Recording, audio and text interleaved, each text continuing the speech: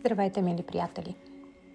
Започваме нашата медитация за дълбока трансформация на базовия страх, срам и провиждане на вътрешната светлина.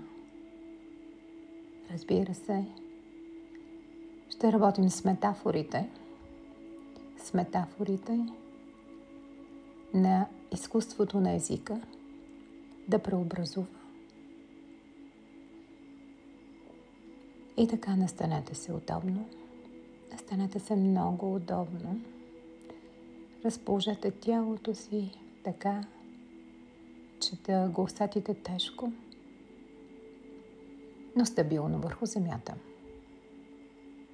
Нека да направим няколко дълбоки вдишвания през носа.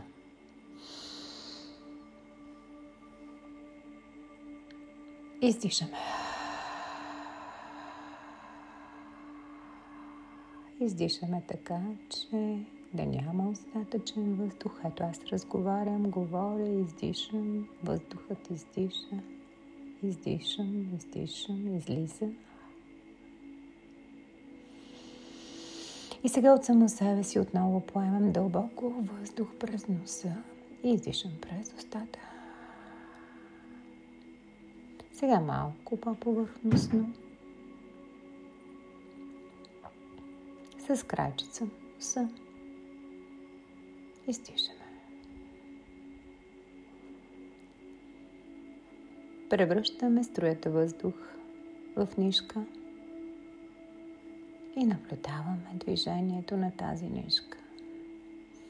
Нагоре, към небето, към светлината и слънцето. Надолу към земята, надолу към земята. Дишваме финно, все едно, че нишка от светлина се преде и се спуска отгоре надолу, докато издишаме.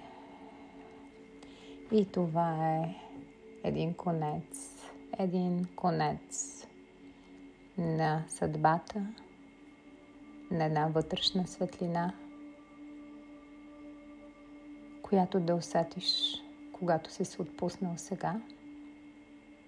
Пускай дъха да върви, да дойде, да се отиде, като вълна, която идва и се отдръпва и ти наблюдаваш пенестия край като дантела и може би, докато чуваш тези думи, ще забележиш, че тялото ти започва все повече да се отпуска. Започнете от темето си. Челото ви е отпуснато, кожата ви е гладка, слепоочията. Раздвижете очите нагоре бавно, надолу и ги отпуснете, като полегнали в две гнезда. След това отпуснете челюстта и зъбите, брадата. Минете по гръкляна. Сега преглътнете. Шията ви е отпусната, врата. Минаваме към раменете, те са надолу. Тежки и свободно отпуснати. Гърдите.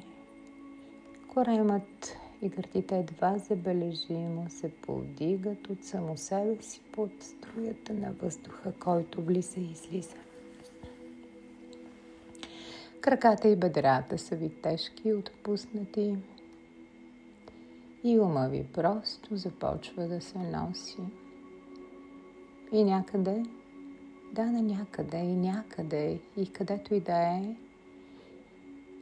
вие влизате в едно вътрешно пространство, където твой ум те пренасяте на едно място, където може би земята среща водата с кадриците на пяната на вълната, която те докосва нежно, там където пясъкът помни стъпките ти, но вълните ги отнасят. Ето, че пред тебе се появява и една пещера. Стара, спокойна, тиха. И ти си чувал, че в пещерите има нещо страшно. Но ето, че един вътрешен глас ти казва, че понякога най-страшни са сенките, които ти не си осветил с твоята вътрешна светлина. Представи си, че държиш светлина в ръката си. Докосни гърдите си. Усещаш ли топлина? Усещаш ли сила? И сега протегни ръката си напред и в нея ти виждаш топка със светлина. Мека, сигурна. И тази светлина те обгръща в нещо като капсула. И с тази светлина влизаш бавно, дълбоко, навътре. Всяка крачка е крачка навътре, навътре към самия теб. И с всяка крачка сенките отстъпват. Няма страх. Страховете се разтварят и като че ли около теб летят пеперуди. Остава само пространство, в което ти дишаш свободно и картината се сменя. Сега си на брега, отново си на брега. Слънцето залязва. И до теб, до стъпката, която току-що бе отмита, има мидена черупка. Затворена е. Погледни я. Можеш да я вдигнеш. Ти си любопитен и искаш да видиш дали е плътна, дали е затворена, но не я отваряй. Само я доближи. Доближи я до сърцето си и се заслушай. И тогава може би ще чуеш нещо познато. Нещо забравено. Силният глас на океана в теб. Той казва, ти не си празен. Ти си пълен със съдържание. И изпитваш срам, който те е поставил в малка пауза. Ти си загубил звук, който си носил цял живот. И сега го чуваш. Можеш да си позволиш да останеш в това усещане. Притисни ръката си до сърцето и се приеми. Приемане на себе си, на собствените си сенки, на това, което си потискал.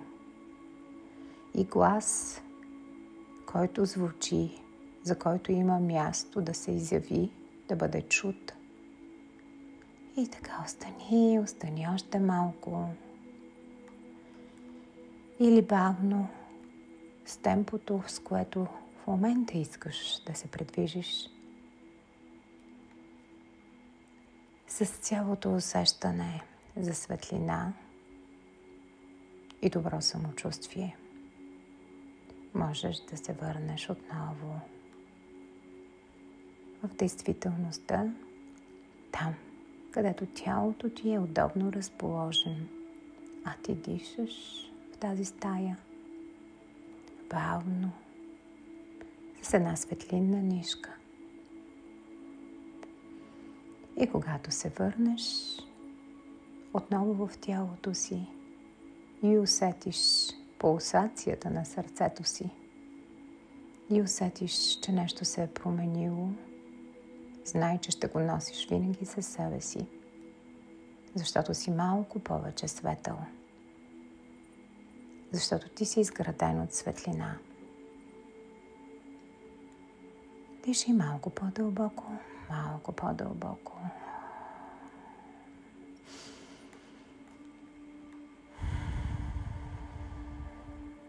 Малко по-дълбоко. И запомни, че страхът е проява на нестабилно усещане за бъдещето. А срамът бележи неудобство от настоящето. И всичко това е несъществено, защото ти си светлина, защото си творение, което трябва да освети пътя си и да продължи смело по него. Диши и издишай. И на 5 се върни отново тук и сега. Благодаря.